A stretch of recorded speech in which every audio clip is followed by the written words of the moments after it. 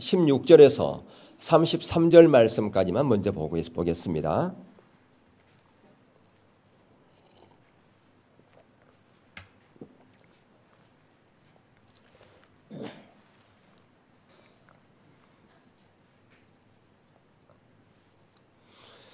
사무엘하 19장 16절에서 33절.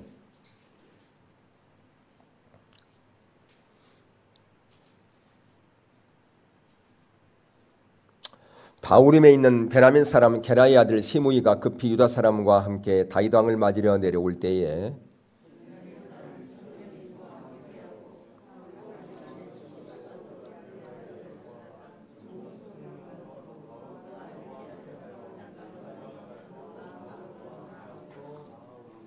왕의 가족을 건너가게 하며 왕이 좋게 여기는 대로 쓰게 하려 하여 나룻배로 건너가니 왕이 요단을 건너가게 할 때에 게라의 아들 시므이가 왕 앞에 엎드려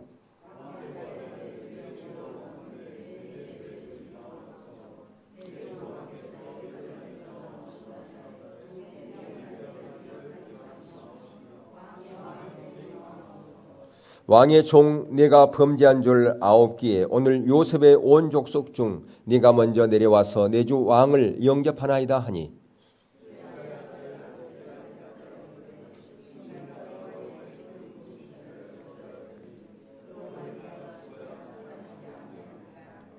다윗이 이르되 수르야의 아들들아 내가 너희와 무슨 상관이 있기에 너희가 오늘 나의 언수가 되느냐 오늘 어찌하여 이스라엘 가운데에서 사람을 죽이겠느냐 내가 오늘 이스라엘의 왕이 된 것을 내가 알지 못하리요 하고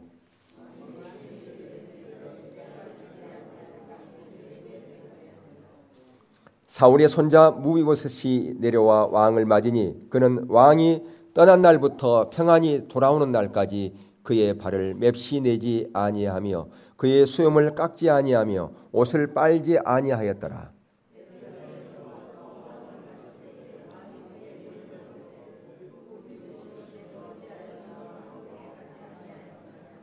대답하되 내 주 왕이여 왕의 종인 나는 다리를 절므로 내 나귀의 안장을 지워 그 위에 타고 왕과 함께 가려 하였더니 내 종이 나를 속이고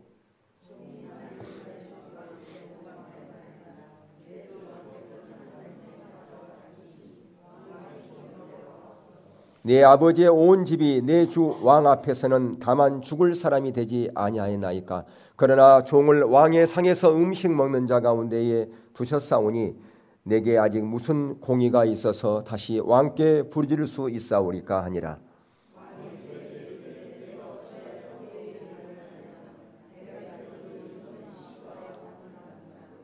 무비보셋이 왕께 아뢰되 내 주 왕께서 평안히 왕궁에 돌아오시게 되었으니 그로 그 전부를 차지하게 하옵소서 하니라.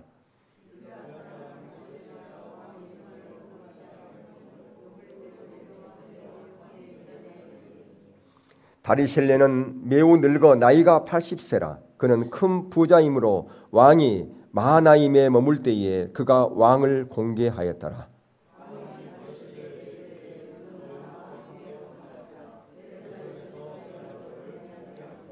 아멘.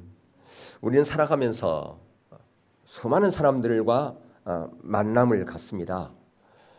그래서 우리의 인생은 만남으로부터 시작된다라고 하는 말이 있죠. 가장 먼저는 부모와의 만남이요, 또한 형제와의 만남이요, 더 나아가서 스승과의 만남이다. 또한 친구와의 만남이다. 이처럼 우리는 수많은 사람과 만나고 또 헤어지고 만나가 헤어지는 이런 일들을 하고 인생을 살아갑니다. 제가 어렸을 때에 수없이 말 듣는 것 하나가 뭐냐면 친구를 잘 사귀라, 친구를 잘 만나라 라고 그렇게 말을 들었어요. 무슨 얘기입니까? 친구 잘못 사귀면 잘못된 길로 갈 수 있다 라고 하는 것, 그것을 염려해서 부모님들이 친구를 잘 사귀어야 된다 라고 그렇게 말하죠. 근데 저는 환경적으로 친구를 이렇게 잘못 사귈 수 있는 그런 환경 가운데 저는 많이 있었어요. 근데 감사하게도 그런 어떤 친구들과 사귈 수 있는 그런 환경이 있었음에도 불구하고 하나님께서 참 저를 보호해 주셨다 그렇게 생각을 합니다. 왜냐하면 저는 초등학교 4학년 때 부모를 떠나서 객지에서 하숙 생활을 했었거든요. 예. 그래서 이렇게 제가 제일 어렸어요, 하숙 때. 예. 다 고등학생들이었고 저만 초등학생이었던 것 같아요. 예. 그리고 또 학교 이렇게 다닐 때도 누가 부모가 같이 있고 이렇게 챙겨주고 그래야 되는데 그렇지 못하니까 어울리는 그런 친구들, 잘못된 친구들, 그런 친구들이 유혹도 많이 있었거든요, 실제로. 예. 근데 하나님께서 저를 이렇게 보호해 줬다 생각을 합니다. 예, 우리가 일반적으로 사회생활 하면서 마찬가지로 사람을 잘 만나야 된다고 하는 것이, 특별히 우리나라 같은 경우는 학연과 지연 이런 사회예요. 그래서 어떤 이제 그 젊은이가 대학을 졸업하고 회사로 취업을 이제 됐는데 그가 너무너무 좋아하는 거예요. 왜 좋아해? 그러니까 자기 직장 상사가 바로 자기 학교 선배라는 거예요. 그래서 그 상사가 특별하게 자기를 챙겨준다는 거죠. 예. 또 어떤 지연적인 이런 부분. 예. 그래서 우리나라 같은 경우를 보면 이런 학연과 지연 이런 것이 안 돼 있으면 어떤 출세하는 이런 데도 참 힘들어요. 예. 그래서 제가 예전에 군에 있을 때도 보니까 저와 같은 고향이 같은 친구들은 일찍 대입 때 사무관으로 많이 나갔어요. 왜? 가봐야 별로 없다는 거 하는 거죠. 예. 그런 일도 있었어요. 그게 우리나라 같은 경우는 특별히 이런 일들이 많습니다. 그래서 어떤 사람은 좋은 사람 만나서 자기가 인생이 폈다고 생각하고, 어떤 사람은 사람을 잘못 만나서 인생이 어렵다 그렇게 생각을 하는데요. 혹시 여러분 가운데 나는 아직까지 사람을 잘못 만나가지고 내 인생이 펴지 못했다, 혹시 그런 분이 있으십니까? 그럼 제가 한번 소개해 드리려고요. 예. 예수님을 소개해 드리려고 하는 겁니다. 예. 아직까지 주님을 못 만났기 때문에 그런 생각을 갖는 거예요. 정말 주님을 만났다면 그런 생각, 내가 세상에서 아무리 좋은 사람 만났다 할지라도 그 사람이 내 인생의 내 반려자가 될 수 없고 내 길잡이가 될 수 없다. 진정 내 인생의 길잡이는 하나님밖에 없다라고 하는 그런 마음을 가진 사람은요, 사람 바로 보지 않습니다. 사람에게 이끌리지 않습니다. 사람에게 초점을 두지 않습니다. 오로지 하나님만 바라보고 하나님만 의지하는 자리에 가게 된다라고 하는 것이죠. 여러분, 우리가 삶이 고단할 때, 우리가 힘들 때, 어떤 문제가 잘 안 풀릴 때 여러분 무엇을 의지합니까? 정말 주님을 의지하는 자리로 갈 수 있기를 주의 이름으로 축원합니다. 실제로 저도 목회 가운데 사역하는데 정말 좋은 성도를 만나는 것, 그게 목회자의 바람 아니겠습니까? 좋은 성도를 만나야 목회자가 힘들지 않지요. 근데 그렇지 않고 반대로 힘든 성도 만나면 목회자가 사역하기 힘들다 그런 얘기를 해요. 근데 이것처럼 우리가 살아가면서 우리의 문제가 다가오는 것은 어떤 사물의 문제가 아니라 사람의 문제인 것을 볼 수가 있어요. 그래서 오늘 본문 말씀을 통해서 다윗이 만난 네 종류의 사람을 통해서 사람을 만남이라고 하는 것이 얼마나 중요하고, 또한 이란 시므이, 시바 그리고 무비보셋, 바리셀레의 모습을 통해서 바로 나는 그런 자리에 있지는 않는가, 또 나는 어떤 그런 사람으로 또 내가 존재하고 있지 않는가, 그렇게 우리 자신을 점검해보는 그런 시간이 될 수 있기를 주의 이름으로 축복합니다. 다윗은 이제 아들 압살롬의 반란으로 인해서 요단강 동편으로 피신을 갔었습니다. 그래서 이제 그 반란이 진압되어지고 압살롬이 죽은 이후에 이제 요단강 동편에서 다시 예루살렘으로 항공하려고 하는 그런 이제 그 내용이 오늘 그 내용입니다. 근데 이렇게 이제 요단강을 건너려고 할 때에 누가 가장 먼저 등장합니까? 베냐민 사람 시므이가 찾아와서 안부를 물으면서 자기가 가장 먼저 왕을 찾아왔다고 그렇게 자랑을 늘어놓습니다. 그러면서 자기가 가장 왕을 신임하는 그런 신하라고 그렇게 얘기를 해요. 여러분, 사실 시므이는 다윗 왕이 압살롬의 그 난에 의해서 도망갈 때, 피신할 때에 그를 저주했던 사람이에요. 그 피 흘린 자여 가거라 가거라, 여호와께서 이 나라를 압살롬에게 붙이셨다 하면서 저주를 퍼붓고 돌을 던졌던 사람이 누구냐? 시므이였다 그 말이에요. 근데 그런 시므이가 이제 압살롬이 죽고 나니까 다른 사람보다 가장 먼저 찾아와가지고 왕에게 엎드리면서 절하고 왕이여 모든 사람 가운데 내가 제일 먼저 찾아와서 왕을 환영하고 있습니다. 예, 마치 동전의 양면을 보는 것처럼 간사한 모습 아닙니까? 이런 사람을 가리켜서 우리가 동물, 어떤 동물에 비유합니까? 예, 카말레온. 예, 카말레온은 파란 색깔의 이런 풀밭에 가면 파란색으로 변해요. 갈색 나무에 딱 올라가 있으면 갈색 나무 색깔로 딱 변합니다. 예, 노란 색깔에 있으면 노랗게 변해요. 순식간에 그 어떤 환경과 똑같이 변해버리는 것이 카멜레온이에요. 그래서 이렇게 간사한 사람, 환경에 따라서 사람이 마음이 바뀐 사람을 가리켜서 우리가 어떤 사람 같다고요? 예, 카멜레온과 같은 사람이다. 카멜레온과 같은 사람이다. 그렇게 말합니다. 여러분 카멜레온 보셨어요? 텔레비전 보셨죠? 예, 저도 실제로 보지는 못했지만 그렇게 변하는 것을 제가 TV에서는 봤습니다. 그리고 또 어떤 사람은 자기의 그 상황을 이것을 자기가 자의적으로 해석해 놓고는 하나님의 뜻에 그것을 빗대어서 얘기하는 사람들이 있어요. 자의적으로 적용하면서 그것을 하나님의 뜻에 그것을 딱 반영하면서 마치 하나님께서 그렇게 하신 것처럼 그렇게 말하는 사람이 있다라고 하는 것이에요.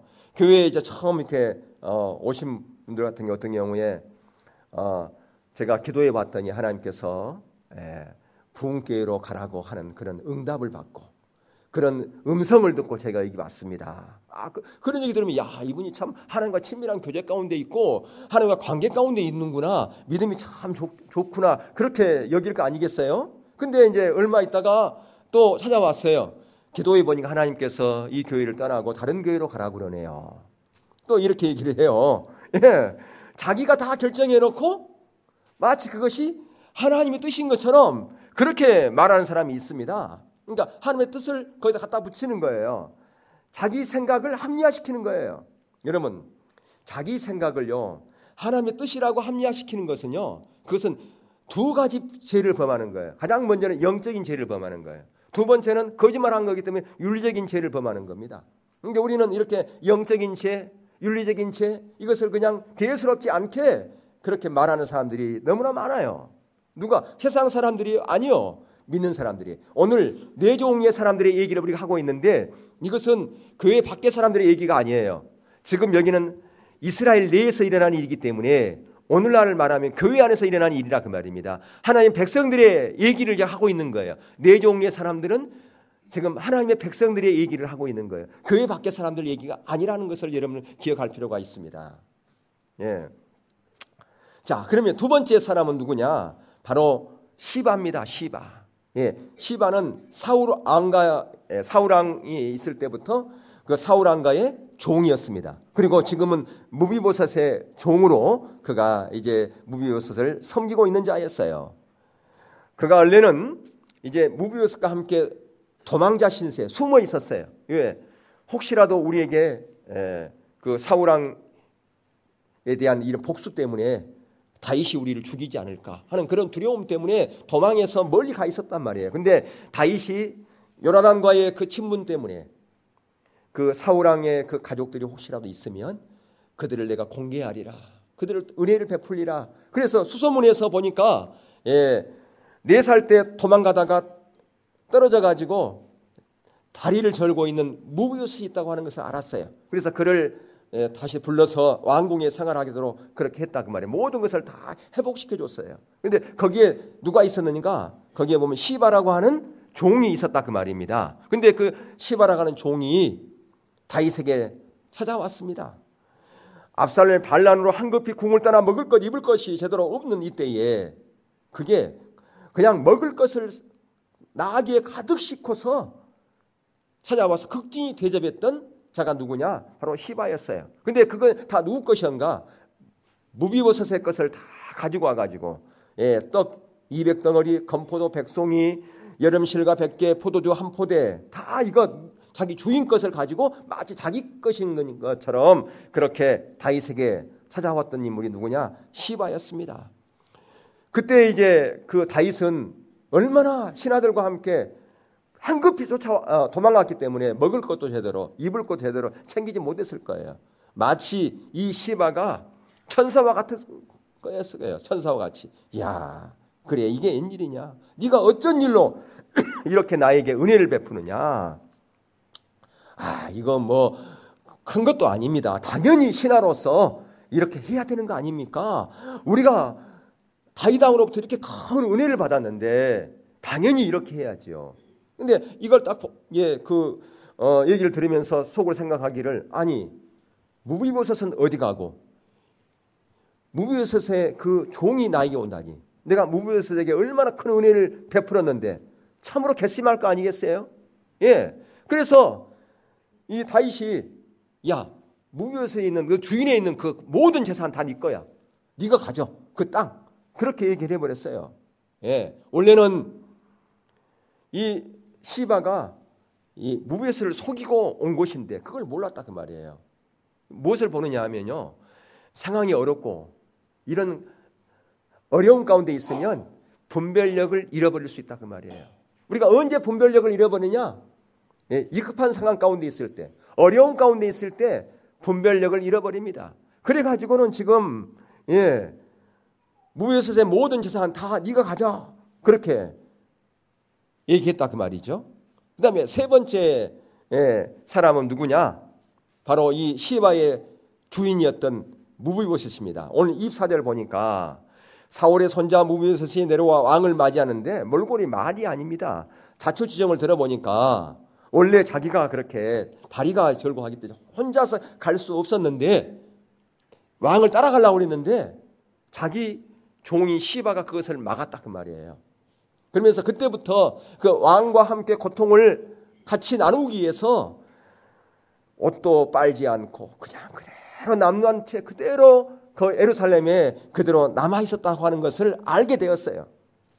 피난 가운데, 어려움 가운데 있는 그것을 자기도 같이 그 고통을 느끼기 위해서 자기를 치장하지도 않고 그렇게 감수했던 것을 볼 수 있습니다. 그리고 사실은 그 시바가 자기에게 먹을 것 몽땅 가져온 그 모든 것도 바로 무비보셋의 것을 가지고 그렇게 공개했던 것을 알았어요.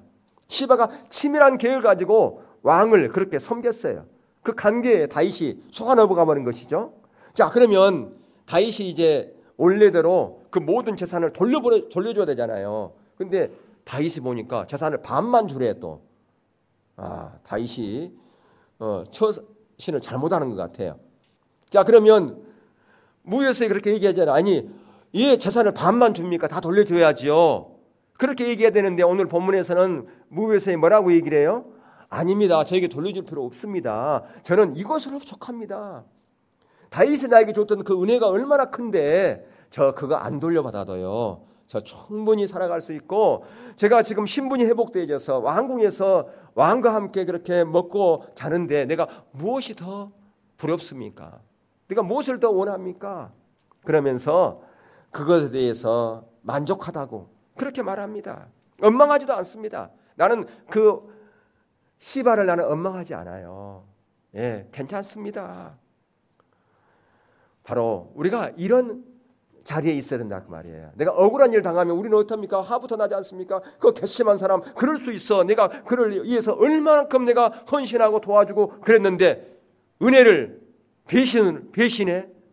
어떻게 그럴 수 있어? 우리는 그럴 수 있다 그 말이에요. 근데 지금 무비보셋은 괜찮아요. 괜찮습니다 라고 그렇게 반응한 걸 볼 수 있어요. 또 한 사람, 네 번째 사람이 누구냐? 바로 바르실레라고 하는 사람입니다. 오늘 본문에 보니까 그는 나이가 80이고 부자였다. 근데 그냥 부자가 아니라 엄청난 큰 부자였다 그 말입니다. 근데 그가 요단강 강 오른쪽으로 이제 동편으로 이제 다윗 일행이 거기에 피신 갔을 때 그가 자기 재산을 가지고 다윗의 그 모든 신하들을, 다윗을 공개했던 사람이에요. 다윗 한 사람만이 아니라 다윗과 같이 피난한 사람들이 한두 명이 있겠어요? 수백 명, 수천 명이 될 수도 있어요. 근데 그 사람들을 공개한다면 얼마나 많은 재산이 축났겠습니까?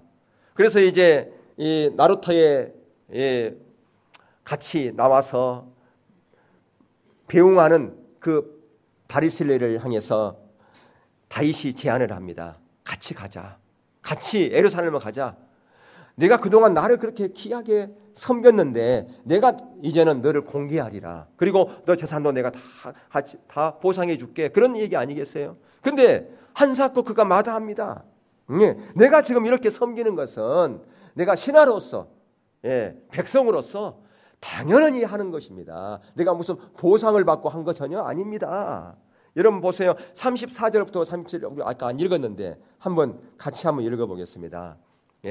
그게 얼마나 겸손한 마음으로 진정한 모습을 볼 수가 있는지요. 얼마나 감동적인 모습인지를 우리가 34절에서부터 보기를 원합니다. 37절까지 시작. 바리실레가 왕께 아뢰되 네 생명의 날이 얼마나 있사옵기에 어찌 왕과 함께 예루살렘으로 올라가리이까. 나이가 이제 80세라 어떻게 좋고 흥한 것을 분간할 수 있사오며 음식의 맛을 알 수 있사오리까. 이 종이 어떻게 다시 노래하는 남자나 여인의 소리를 알아들을 수 있사오리까. 어찌하여 종이 내 주 왕께 아직도 누를 끼치리이까. 당신의 종은 왕을 모시고 요단을 건너려는 것뿐이거늘 왕께서 어찌하여 이 같은 상으로 내게 갚으려 하시나이까. 청하건대 당신의 종을 돌려보내옵소서. 내가 내 고향의 부모 묘 곁에서 죽으려 하나이다. 그러나 왕의 종 기맘이 여기 있사오니 청하건대 그가 내 주 왕과 함께 건너가게 하시옵고 왕의 처분대로 그에게 베푸소서 하니라. 아멘. 자, 그는 이제 내가 나이도 80이 되고 나이도 많은데 내가 이제 가가지고 뭘 내가 거기서 바라겠습니까? 내가 지금까지 이렇게 한 것도 내가 뭘 바라고 하는 것도 아니고 기쁨으로 섬긴 것인데 그냥 내가 여기서 그냥 있다가 내가 평안히 조상의 묘에 가겠습니다. 여기서 내가 내 삶을 마무리하겠습니다 라고 하는 것입니다. 여러분, 저와 여러분이 주님의 일을 할 때 이런 자세를 가져야 된다 그 말이에요. 누가 알아주지 않아도 내게 보상이 없어도 단마음으로 죽게 하듯이 묵묵히 자신의 일을 행하는 것이 얼마나 귀한 자세입니까? 저와 여러분의 사명이 있습니다. 아까 제가 그 성전에 5가지 기구의 설명을 드렸잖아요. 5가지 사명이 있다 그 말이에요. 그중에서 우리가 공통적인 사명은 대아의 사명, 전도자의 사명입니다. 어떤 사람은 죄를 담은 통, 교회에서 어떤 사람이 불평하고 어떤 사람이 판단하는 얘기 있으면 막아 사는 사람이 있어요. 아닙니다. 그것은요, 실은 그게 아니고요. 아니면 집사님, 그것은 하나님의 기준. 우리가 지금 신앙의 본질을 쫓아가는 거 아닙니까? 하나님의 기준을 쫓아가는데 우리가 그런 말을 해야 되면 안 되지요.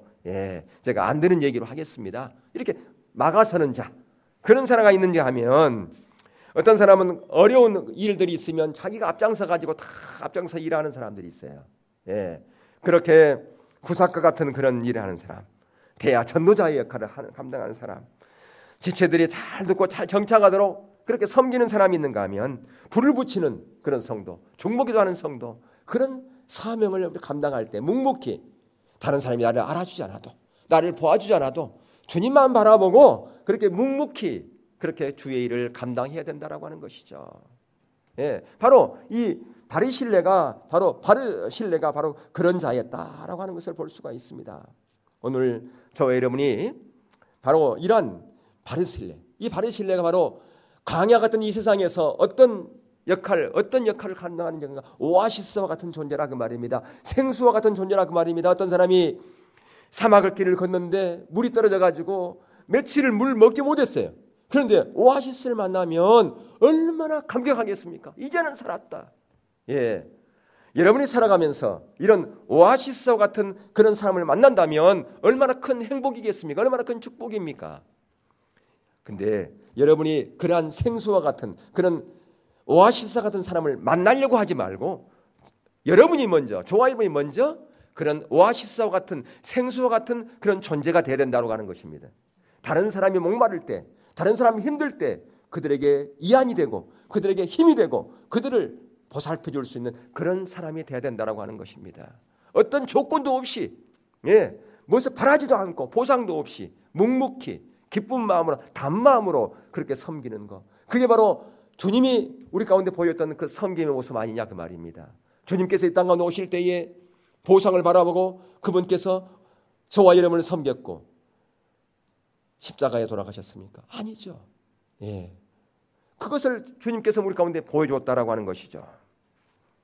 오늘 저와 여러분이 이 바리실레와 같은 그런 사람을 통해서 참 신앙이 무엇인가라고 하는 것을, 참 신앙의 모범이 무엇인가 하는 것을 보게 되는 겁니다.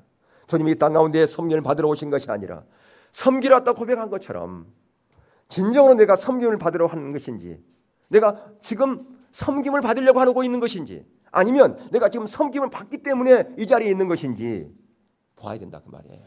내가 지금 섬김을 받기 때문에 이 자리에 있다면, 내가 섬김이 끊어진다면 그러면 내가 과연 남아있을 수 있을까 생각해 봐야 된다는 거죠.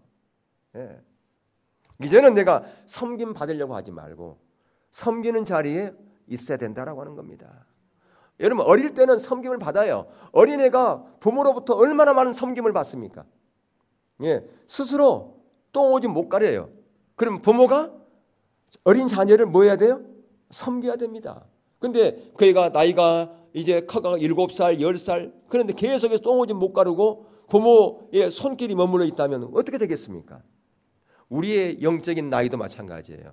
내가 처음에는 영적인 나이가 어리면 섬김을 받을 수 있어요. 근데 내가 영적인 나이가 하나 둘 더해가면서 이제는 반대로 내가 다른 사람을 섬기는 그런 자리로 가야 된다라고 하는 겁니다. 이 네 종류의 사람들을 살펴보면서 저와 여러분은 시므이와 시바 같은 사람을 만나면 안 돼요. 그렇지 않습니까? 예. 혹시라도 여러분 주위에 이런 시므이나 시바 같은 사람 때문에 여러분 고통받고 있지는 않습니까? 반대로 혹시라도 여러분이 시바나 시므이가 돼가도 다른 사람을 고통 가운데 있게 하고 있지는 않냐 그 말이에요. 반대로. 예. 여러분 기회만 엿보면서 이해관계에 따라서 카멜레온처럼 그렇게 변하는 삶, 그런 삶을 우리는 살아서는 안 되고요. 지금 우리는 네 사람의 인물을 통해서 우리의 인생 가운데 풀어야 할 그 숙제들이 여기에 있음을 봅니다. 그런 숙제들을 이 말씀을 통해서 풀어가야 된다 그 말입니다. 우리는 사무엘하 16장에서 그 다윗이 피난 갈 때 그 모습과 지금 다시 돌아오는 모습, 그게 너무나도 달랐던 것을 볼 수 있어요. 시므이를 생각하면요 너무 괘씸해요. 그래서 아비스 장군이 당장 죽여야 됩니다. 저런 자는 당장 죽여야 됩니다. 하나님의 기름 부은 자를 저주했던 자 아닙니까? 그런 자를 어떻게 살려둘 수 있습니까? 죽어야 마땅합니다. 그리고 칼을 뽑아둡니다. 죽이려고 합니다. 10번 죽어도 시원치 않은 그런 인물 아니겠습니까? 어떻게 자기의 주인의 어려움을 그것을 그냥 자기의 어떤 출세의 도구로 삼고 어려운 가운데 있을 때 도움을 주지 못할 망정 약삭빠르게 왕을 저주하면서 압살롬 가운데 붙었던 그런 그 자가 시므이인데, 자 그래서 사무엘하 16장 9절에서도 다윗을 저주할 때 그때도 아비새가 시므이를 죽이겠다고 했어요. 16장 9절을 보면 수르의 아들 아비새가 왕께 여짜오되 이 죽은 개가 어찌 내 주의 왕을 저주하리이까? 청하건대 내가 건너가서 그 머리를 베게 하소서 그랬어요. 어떻게 저주했으면 그랬을까요? 16장 5절에서 8절 보면 사무엘하 여기 뜰 거예요. 다윗 왕이 바우림의 이름에 거기서 사울의 친족 한 사람이 나오니 게라의 아들이요 이름은 시므이라. 그가 나오면서 계속하여 저주하고 또 다윗과 다윗 왕의 모든 신하들을 향하여 돌을 던지니 그때 모든 백성과 용사들은 다 왕의 좌우에 있었더라. 시므이가 저주하는 가운데 이와 같이 말하니라. 피를 흘린 자여 사역한 자여 가거라 가거라. 사울의 족속의 모든 피가 여호와께서 내게로 돌리셨도다. 그를 위해서 내가 왕이 되었으나 여호와께서 나라를 내 아들 압살롬의 손에 넘기셨도다. 보라 너는 피를 흘린 자이므로 하를 자초하였느니라 하는지라. 이렇게 다윗이 어려웠을 때 저주했던 그 이자가 이제는 다윗을 찬양합니다. 얼마나 야비하고 약삭빠른 자입니까? 그래서 아비새 장군이 이자는 죽어야 마땅합니다라고 이렇게 건의하고 있습니다. 근데 23절에서 다윗 왕은 시므이에게 이렇게 선언하지요. 내가 죽지 아니하리라. 살려주겠다 그 말이죠. 용서하겠다 그 말이죠. 그러면 이 마음이 언제부터 있었을까요? 시므이가 사무엘하 하 16장에서 다윗을 그렇게 저주할 때에 그때 다윗은 이 말을 시므이의 말로 생각하지 않았고요, 하나님의 말씀으로 여겼다 그 말이에요. 바로 이 시므이가 저주하는 말은 그의 말이 아니라 하나님께서 시므이를 통해서 나에게 하신 말씀이다 라고 그렇게 그가 받아들였다 그 말이에요. 그런데 내가 어떻게 시므이를 벌할 수 있겠느냐 그 말입니다. 문제나 환경을 자기의 관점으로 본 게 아니라 하나님의 관점으로 보았다라고 하는 거예요. 예, 하나님의 관점으로 보면 나에게 닥친 그런 어떤 어려운 문제, 이것이 아무것도 아니에요. 하나님께 나를 지금 책망하기 위해서, 나를 시험하기 위해서, 나를 단련하기 위해서 하나님께 주신 것이다. 그런데 왜 내가 원망하고 왜 내가 상대방을 욕할 수 있겠냐? 그렇게 할 수 있다 그 말이에요. 보세요, 실제로 그랬냐 안 그랬는가? 사무엘하 16장 10절 11절 한번 우리 읽겠습니다. 시작. 왕이 이르되, 시작. 왕이 이르되 수리아의 아들들아, 내가 너희와 무슨 상관이 있느냐? 그가 저주하는 것은 여호와께서 그에게 다윗을 저주하라 하심이니 내가 어찌 그리하였느냐? 할 자가 누구겠느냐? 또 다윗이 아비새와 모든 신하들에게 이르되 내 몸에서 난 아들도 내 생명을 해하려 하거든 하물며 이 베냐민 사람이라 여호와께서 그에게 명령하신 것이니 그가 저주하게 버려두라. 누가 하게 하신 거라고요? 하나님이 하신 거라고 말이에요. 그러니까 내가 그냥 둬라. 하나님이 하신 것인데 왜 내가 그에 대해서 원망하고 그를 벌할 수 있겠느냐? 하나님이 하신 것인데. 예. 여러분, 우리가 살아가면서 억울한 일 당할 수 있고요, 욕먹기도 하고요, 그러면 우리가 막 화나지 않습니까? 분노합니다. 어떻게 나에게 그럴 수 있어? 내가 억울한 일 당했다. 예. 여러분, 이때 힘들지만 감정을 추스리고요, 인내하면서 하나님을 바라봐야 돼요. 하나님, 어찌하여 저에게 이런 일이 있습니까? 하나님 찾아가야 돼요. 그러면 하나님께서 하나님의 관점을 보게 해주신다 그 말이에요. 그게 왜 그런 줄 아냐? 그것은 내가 그렇게 하는 거야 라고 그렇게 말한다 그 말이에요. 예, 모든 하나님께 맡겨야 된다 그 말입니다. 언소 갚는 것, 나의 억울함, 상대방의 초롱도 하나님이 주신 것일 수 있기에 내가 하나님의 관점에서 모든 것을 풀어가고 해석해야 된다 그 말이에요. 왜냐하면 하나님께서 내가 정말로 억울한 일 당했다면 하나님께서 때가 되면 풀어주실 거다. 그런 믿음으로 하나님께 나아가야 된다고 하는 것이죠. 예, 이렇게 주님 앞에 서면 하나님의 때가 되면요, 가장 선한 방법, 가장 확실한 방법으로 그 모든 문제를 풀어주십니다. 억울함을 풀어줍니다. 여러분, 무비보셋 보십시오. 예, 다윗으로부터 오해받았습니다. 예, 다윗이 생각할 때 이 괘씸한 놈, 내가 그렇게 은혜를 베풀었는데 종은 나에게 찾아오는데 정작 은혜 받은 이자가 나에게 오지 않는다니 괘씸한 놈. 그랬는데 나중에 알고 보니까 누구의 계략이었어요? 그의 종의 계략이었다 그 말이에요. 예. 그런가 하면 눈앞에 자신에게 모든 사랑과 은혜를 다 베푸는 것 같지만 사실 남의 것을 가르쳐서 교묘하게 자기 계산에 따라서 행동했던 시바가 있었어요. 그 시바 얼마나 괘씸했겠습니까?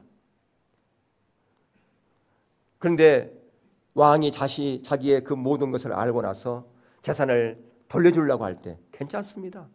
우리 같으면 왜 반만 돌려줍니까? 다 돌려줘야지요. 그렇게 얘기해야 되잖아요. 근데 그는 괜찮습니다. 그거 저 안 돌려줘도 됩니다. 그건 뭐예요? 자기 종을 용서하겠다고 하는 거 아니겠습니까? 내가 지금 오해 풀렸으면 됐지, 이거면 됐지, 내가 뭘 바라겠습니까? 예. 그렇기 때문에 저와 여러분이 눈에 보이는 것 가지고 함부로 판단해서는 안 돼요. 한쪽 말만 듣고서 판단하면 안 돼요. 한쪽 말만 오해했더니 또 나중에 보니까 그게 아닌 게 또 밝혀졌어요. 예. 그래서 우리가 예수님도 말씀하기를 나는 스스로 아무것도 판단하지 않는다, 심판하지 않는다, 그렇게 말씀하셨어요. 요한복음 5장 30절 한번 보시면 내가 아무것도 스스로 할 수 없노라 듣는 대로 심판하노니, 이 말씀 원래 원문에 보면 판단하노니라고 하는 말씀이에요. 내가 아무것도 스스로 할 수 없노라 듣는 대로 판단하노니, 심판하노니 나의 뜻대로 하려 하지 않고 나를 보내신 바로 하나님 아버지의 뜻대로 하려 함으로 내 판단은 의롭고 내 심판은 의롭다 그 말이에요. 예수님도 스스로 판단하지 않았어요. 근데 우리가 너무나 많게 내 중심적으로 내 생각으로 판단하고 정죄하고 심판하는 경우가 너무나 많습니다. 그리고 뿐만 아니라 우리는 좀 더 인내하고 기다릴 필요가 있어요. 너무 성급하게 문제를 해결하려고 하고 너무나 성급하게 모든 것을 판단해버리는 경우가 너무 많습니다. 문제는 우리가 용서하거나 사랑하거나 기다리는 것이 우리가 스스로 정해놓은 그 범위 내에서 용서하고요, 그 범위 내에서 사랑하고요, 그 범위 내에서 기다린다는 데 문제가 있어요. 그러니까 용서하기는 용서해, 사랑하기는 사랑해, 기다리기는 기다려. 근데 문제는 내가 정해놓은 범위 내에서. 예. 더 이상 나는 못 기다려. 나는 더 이상은 용서 못해. 그건 뭐예요? 자기가 범위를 정해놨다는 거 아니겠습니까? 예. 사랑하는 성도 여러분, 사랑할 수 없는 사람을 사랑할 때 그것이 뭐냐? 진정한 사랑이에요. 예. 용서할 수 없는 사람을 용서하는 거, 그게 진정한 용서입니다. 다윗이 선언합니다. 내가 시므를 향해 너를 죽이지 않겠노라. 다윗도 인간이기 때문에 그런 마음을 들면 감정이 상하지요. 괘씸하지요. 예. 다윗이 저주하며 돌멩이를 던졌단 말이에요. 그러면서 너 기회가 보면 내가 가만히 있지 않을 거야. 그런 마음도 있었을 겁니다. 예. 너는 살아남지 못할 거야. 그런 마음이 인간인데 없었겠습니까? 어쩌면 얼마 전까지도 왕에게 충성을 다했던 저 인간이 어떻게 저렇게 180도로 변할 수 있을까? 예. 여러분, 사람은 180도로 변할 수 있다. 사람은 변할 수 있는 거예요. 예. 그래서 중요한 것은 그래요. 우리가 인간의 마음을 가지면 다 서운하고요, 다 섭섭하고요, 미운 마음을 들고 그래요. 그런 감정이 있어요. 다 우리가. 근데 인간은 어차피 다 그런 존재다고 하는 거예요. 인간은 어차피 믿을 존재가 아니라 그 말이에요. 어떤 사람 어떻게 변할지 우리가 모른다라고 하는 거예요. 그게 우리 인간의 모습이라 그 말입니다. 근데 여기서 보면 우리가 다윗의 모습을 보면서 우리가 예수 그리스도의 모습을 봅니다. 그래서 다윗을 예수 그리스도의 모형이다, 그렇게 우리가 말하는 거 아니겠습니까? 예. 지금 다윗이 용서할 수 있는 것은 그의 마음을 가지고는 용서할 수가 없었어요. 그에게 누구의 마음이 있었기 때문에? 하나님의 마음이 있었기 때문에 용서가 되는 거예요. 저와 이는 마찬가지입니다. 다른 사람을 용서하는 거 우리의 마음으로는 용서 못해요. 그러나 우리가 누구의 마음으로? 하나님의 마음으로, 예수 그리스도의 사랑으로 용서하는 거라 그 말입니다. 예, 우리가 먼저 그런 사랑을 받은 존재이기 때문에, 십자가의 사랑, 십자가의 은혜를 받은 존재이기 때문에 그것을 가지고 다른 사람을 용서하고 사랑할 수 있는 거예요. 우리의 어떤 자원으로는 절대로 다른 사람을 사랑하고 용서하고 기다릴 수가 없어요. 그렇게 철저하게 우리가 하나님의 자원을 붙잡을 필요가 있다 그 말이에요. 하나님, 저는 다른 사람을 사랑할 수 없어요. 다른 사람을 용서할 수 없어요. 다른 사람을 기다릴 수 없어요.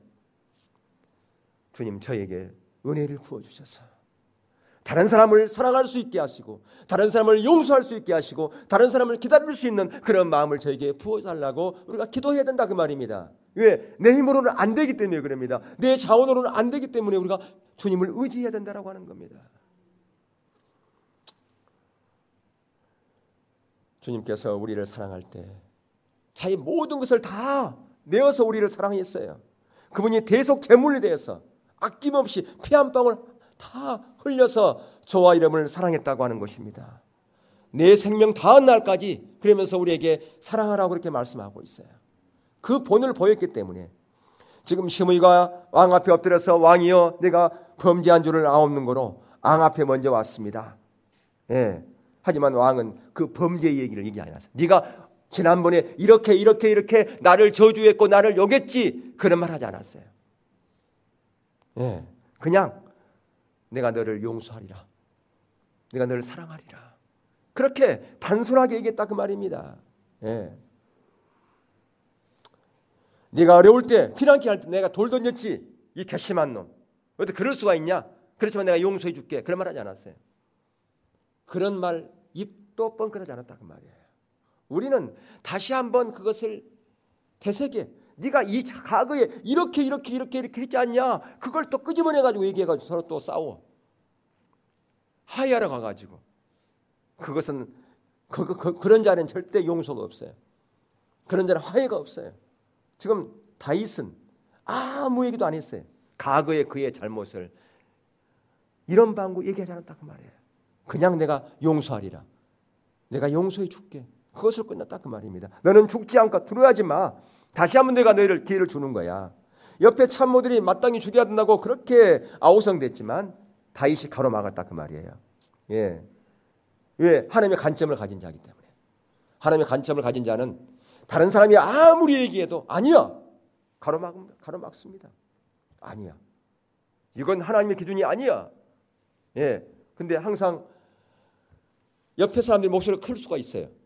근데 하나님의 기준을 가진 자가 딱 거기서 막아서, 특별히 리더가 앞에서 딱 가로막으면 따라오게 돼 있습니다. 하나님의 관점을 가진 리더가 앞에서 앞장서서 딱 가로막으면 다른 사람이 잠잠하게 돼 있어요. 왜? 그게 하나님의 기준인 것을 알기 때문에. 사랑하는 성도 여러분, 오늘 우리가 정한 만큼 사랑한다고 하면 우리에게 그리스도의 모습은 나타나지 않을 겁니다. 우리가 용서한 만큼 용서한다면 우리에게서 그리스도의 사랑과 용서는 증거되지 못할 겁니다. 주님, 오늘 우리에게 주님의 사랑을 나타나게 하시옵소서. 오늘 우리에게 주님의 긍휼하심을 나타나게 하시옵소서. 용서할 수 있는 믿음을 저에게 주시옵소서. 이 큰 사랑이, 이 큰 용서가, 이 다윗의 용서가 오늘 저의 모습이 되기를 원합니다라고 우리는 그렇게 주님을 구하여 서야 된다고 하는 것입니다. 원하기는 이 광야 같은 이 세상에서 우리는 여러 부류의 사람들을 만날 수 있습니다. 여러분, 과연 여러분들은 어떤 사람을 만나기를 원하십니까? 바리새인과 같은 그런 사람 만나기 원하십니까? 그렇다면 먼저 저와 여러분이 바리새인과 같은, 무비고스 같은 그런 존재가 되어야 된다고 하는 겁니다.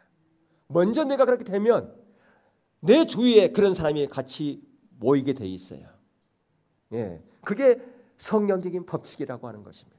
그래서 이 광야 같은 세상에서 오아시스와 같은, 생수와 같은 그런 사람을 만나고, 또 여러분이 그런 사람이 되어져서 진정한 그리스도 사랑을 나누고 용서를 나누고 함께 아름다운 신앙의 공동체를 세워가는 그러한 지체가 되어줄 수 있기를 주의 이름으로 축원합니다.